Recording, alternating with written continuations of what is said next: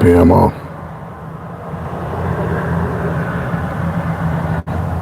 No.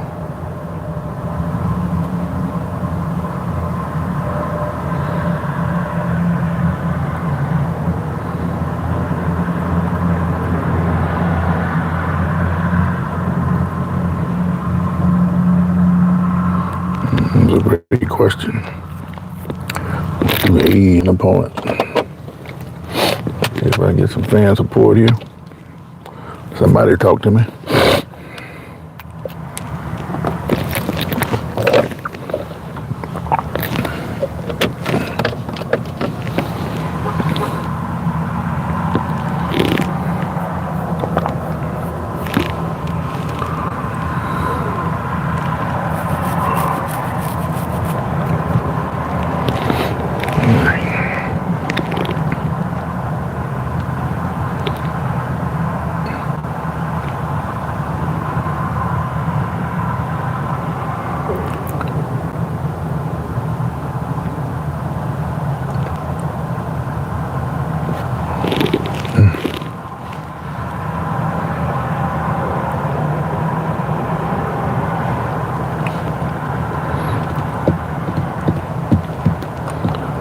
Well, ain't nobody's around today. That's okay. I'm going to say what I got to say anyway. All right, this is Sports for Real with Coach Hall. Today we're in stage 13 of the Tour de France, which just happens to be a short time trial, but this time trial just happened to be straight uphill. It's only like 10 or 11 kilometers, and after a rough day in the saddle yesterday going up that Mount Tacoma, these guys are all beat up, and the first time trial, had a lot to do with speed and, establish yourself. And today is going straight uphill. Very short climb, a very short ride, but it's the last half of it is a brutal climb to the top after a brutal day yesterday. And they're predicting that tomorrow is the worst stage of all. So I'd like the Tour de France because it seems like to me, those race organizers, I think they sit around and plot, how can we make this more difficult each year? And it seems like to me they're doing a very good job of it. But I'll talk about the tour because some interesting events took place in the last couple of stages. Just to give you some backdrop here, you had the last two winners, Jonas Vingegaard and Tadej Pogačar. They won the last 5 tours. Pogačar won in 21, 22. Vingegaard came back 2021, Pogačar, 22, 23, Vingegaard, and last year Pogačar got it back. So the event is expecting these two guys to go at it again because when one didn't win, the other one got the runner-up position. Well, they're expecting the same thing this year. But so far, Vingegaard, he just seems to be a little bit off his game. But in stage 11, Pogačar, he was in second place, and Vingegaard is like in fourth place. He falls. And when he fell, you lose time, and you have to catch up, and you're already moving at a 30, 35 mile an hour clip. It's kind of hard for one guy to catch up, especially if his team is moving forward. Now, Vingegaard's team has been under fire for seemingly attacking Pogačar at uncharacteristic times, and they've been taking a lot of heat for that. So when Pogačar hit the ground, they did a strange thing. They actually got together and waited for him to catch up. Now, if your rider is only a minute behind this guy, and you have an opportunity to gain 3 or 4 minutes on him because he fell, why not take advantage of it? Well, this team, for whatever reason, decided to wait on him. So this is where the debate begins. Would you help an opponent in battle, or are you trying to crush him? Well, most people are going to say that they're going to crush him, but when you have an opponent like Vingegaard, you know that he can regain himself at any time and probably win straight up. Now, it's still going to be viewed as strange because you let your opponent back into the battle. It's like a boxer knocking a guy out, and right before he counts 10, he picks him up off the canvas. So it's kind of strange. But when I think about it, I go back to when I was in high school. We had a guy who made state in the hurdles. And all year long, he had been going back and forth with this guy out of Jacksonville. I forget his name. I think it's King was his last name. And they would go back and forth all year long. And we were in the same class. They battled at the regions, and our guy won. So the battle was going to be at state, that final race to see who was the best runner. Well, in the semifinals at state, our guy got hurt. And because he got hurt,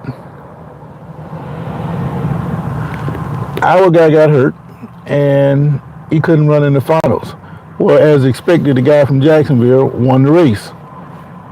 Afterwards, a couple of days later, after that team got home, they interviewed the team, and they directly wanted to speak to the guys that won state. When they interviewed the guy that won state, he was greatly disappointed. He was disappointed because he did not get a chance to race the best. So he didn't feel like his championship was deserved because his main opponent wasn't there. In other words, he wanted to beat the best so he can feel like he was a champion. And if you compare it to what we're talking about, would you help your opponent, especially in this Tour de France? He would have waited for Pogacar also. I don't know if it's a good idea. I think if I'm trying to win the championship, it's not my fault that you fail. And if I fail, I'm not sure that you're going to stop and help me. If, in fact, I wouldn't even depend on nothing like that. And it was a great gesture. But it turned out to backfire again. Because in stage 12, that big stage they had yesterday, it was at Mount Decom, where you go straight up and you finish on the mountaintop. Well, this guy Pogacar, he pulled away from everybody. And that 1 minute deficit that you had coming out of stage 11 turned into a 4 or 5 minute deficit because you got crushed. Like I say, Vingegaard is not hitting on all cylinders in this tour.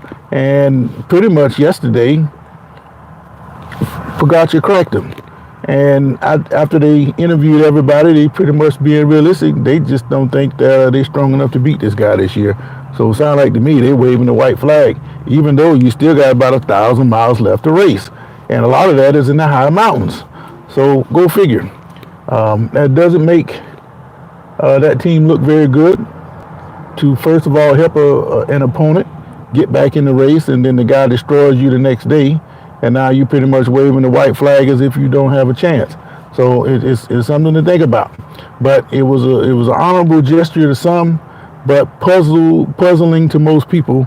And I'm gonna go with the puzzling side because I don't think I would have helped that guy, especially if I'm trying to beat him. All right, let's see what some of these comments are saying. You got it all wrong. You never been a champion, anything. Whatever. Bald gay guy. All right. Why would I read stuff like that? Anyway. Just a couple other things that's taking place. The SEC Media Days. I'm starting to hear rumblings about the University of Texas. People in the SEC seem to be having buyer's remorse. And it has to do with recruiting. Looks like Texas is going a little bit more underhanded than what they're used to in the SEC. And they're winning certain recruits. And those schools, they don't like it very much. And they hate the idea now that they'd let a team like the University of Texas in the conference. Now, of course, A&M fans are saying, we told you guys so, because this is one of the reasons why we wanted to leave the Big 12, because Texas just doesn't play fair, and they got the big pockets to back them up.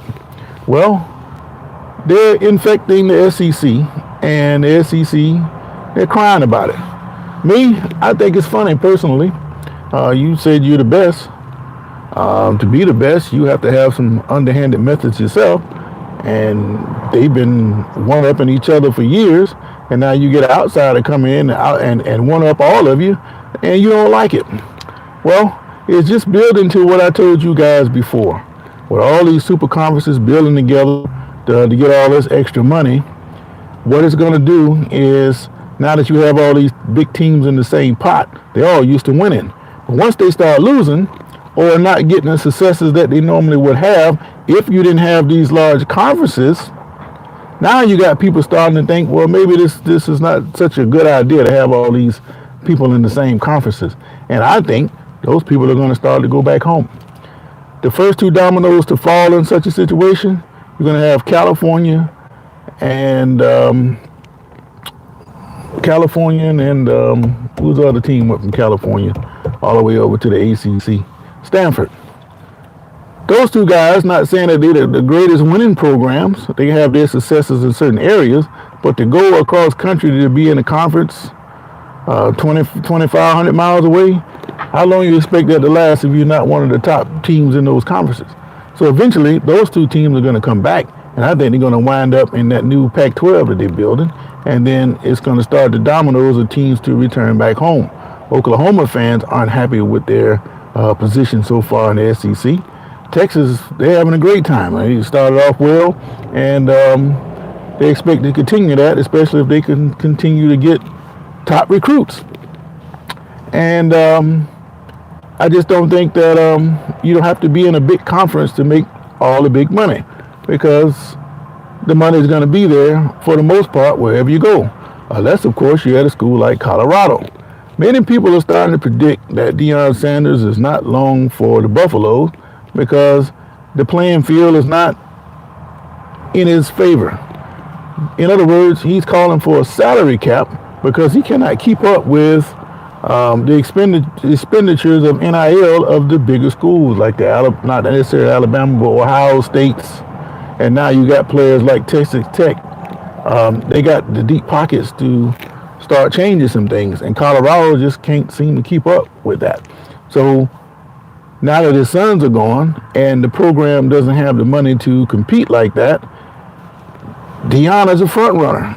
He probably is not going to be there very long if things continue to go like they're going. So a lot of people are starting to predict. Now, me personally, way before he went to Jackson State, when he got into Jackson State, I didn't think he was going to be coaching college football that long anyway. I said to you consistently, you can go back and check any of the videos that I said that once his sons left, I thought he was going to leave with them. Now, he has surprised me up to this point to still be the head coach of Colorado. But I'm telling you right now, if they have the season this year and it doesn't go like he think it should go, and they don't contribute to the NIL like he think it should be, or a salary cap is forthcoming, which is probably not going to be, then don't expect Deion Sanders to be there very long. Like I say, I was wrong. I didn't think he was coming back this year at all. But it looks like to me, with all the things that's taking place, and if he doesn't have a good season, and the way Texas Tech is set up to run through everything, and if his health, we've been having health episodes, man, look here. He's either going to take another job or he's going to walk away. That's just the way I see it. And people are starting to say the same thing, but I've been saying it all along. So the question is, how long would Deion Sanders stay at Colorado? That's the question I should ask. But I did ask, would you aid an opponent in battle? We got about a close to 50-50 battle here. Most of you say no. I just don't see helping an opponent in the middle of the battle. If I catch you with a right hook, I'm not going to pick you up off the canvas. And if I got a big lead, I may slow down a little bit, but I'm not going to take my foot all the way off the gas. I learned a lesson about something like that before. I'll tell you a quick story. I was playing as a JV basketball coach, and I knew the other coach. I knew I had more than what he had. So before the game, he comes with a little gamesmanship, right? He says to me, man, give me a break tonight, man, and take the pressure off. Don't make me look bad is basically what he was saying. Well, I kind of fell into that a little bit because I kind of felt sorry for him a little bit. I get up by 20, 25, and I take some of my players out, and the lead got down to about 15. Then I put my players back in and build it up to about 30. So when I got about 7 minutes left in the game, I'm up by about 25. I started to put some of my lower line players in there, but we was going to coast the clock out. Now, I got plenty enough room to win the game, right? Well, in basketball, sometimes you just get on a run where it don't make a difference what you do, that the other team start hitting shots and you start missing. You got a 20-plus point lead, and all of a sudden, you're only up by 4 or 5. Well, this is what happened in this game. I've been beating around the bush. Instead of crushing this guy completely, I let him hang around. Then they got hot. So they get all excited, like they're about to knock me off. Well, it came down to the last minute. And what happened is we lost control of the ball, and he had a chance to go down and score to take the lead. So he's jumping up and down, getting all excited and all that. Fine, he think he got me. All right, so this is what I did. Since the ball was not turned over, since it was turned over instead of the scored basket, the inbounder could not run the baseline. So what I did, I took my 2 tallest players and I put them on the line, and I told them the rule. If you step on the line twice, it's a technical foul. That is the only chance that they have. If you don't step on the line, we're going to be fine. So I said, be mindful of that line. So they did that, and I had them jump up and down, and the kid had nowhere to go. So what he ended up doing was taking a step back, and he threw the ball up into the rafters. Now, the damn thing they can do. And after that, we went on and put my starters back in there and got the lead back up. But I learned a lesson that day. When you got an opponent down, I don't care if you know them or not, you better go ahead and extinguish them. Otherwise, you can find yourself getting knocked off. And this is why I'm telling you today that I will not help an opponent like that ever again. I'm going to crush him completely. And I think that they would have done a better job of competing in the stage 11 had they just gone and increased the lead on Pogacar, and that would have gave them a closer competitive deficit than what they have now going into this time trial. Now, if Pogacar destroyed them in the mountains top finish yesterday with a mountaintop time trial, he's going to probably put more minutes on Vingegaard. So if you got a strong climber, this is the opportunity to shave some minutes either off the lead or increase it. And if he rides like he rode yesterday, seemingly unbothered by the big climb, then he has a chance to put a wrap on this tour today. The only thing that's going to stop him from winning the tour is crashing out. And that's where the team comes in. They surround him and protect him and stay close to the stage winner, and anybody that's close to him in the standings, you keep contact with them. This is how you can go a whole week without winning the stage and still maintain your lead in the overall race. I think it kind of sucks personally, because if you're truly the best rider, I say forget the teams. Turn them all loose, and you're for yourself, man. I mean, you could be part of a team, but you racing individually. And kind of like what they do with track, we all got the same colors on, but we're not working together at all. We competing against each other, and I think that would make for a better Tour de France if you just had everybody go for themselves. But Pogacar, after the day, I expect him to have about a 10-minute lead, and it's just a matter of surrounding him and getting through the races without crashing and making the time cut. If he does that, then he's going to run away with this Tour de France this year. And they talking like he's the greatest rider. I hate when they do that. He won his 20th stage yesterday, so that puts him in like the top 6 all time in the race. So he's climbing up there. But if you notice, you've been following it, it's always a hot shot rider. He'll be hot for 6 or 7 years, and next thing you know, he falls off. I know you're thinking Lance Armstrong, but you know what happened to him? He kind of fell from disgrace. But here's another lesson about Armstrong, who can teach us something. Anytime you have an athlete in disgrace, everybody turns their back on them, and then they'll disappear for a while, and they resurface. Well, the same thing with Armstrong. He started getting back into good graces by cleansing himself, telling his story on Netflix and wherever else he can make a video on. Now he's got a program that's attached to the Tour de France, who they pretty much ostracized. But now he's doing a recap show we call Beyond the Race or something like that they show immediately after the stage. So he's back in the spotlight. no harm, no foul, in other words. Yeah, they kind of erased his name from the books. But if me and you playing a football game and my team beat you by 50 and you later come back and say you got the win from a forfeit, if you played in that game, you know you got whipped that day. Same thing in the boxing match. You get knocked out and they award you with the win for default, you know you got whipped that day.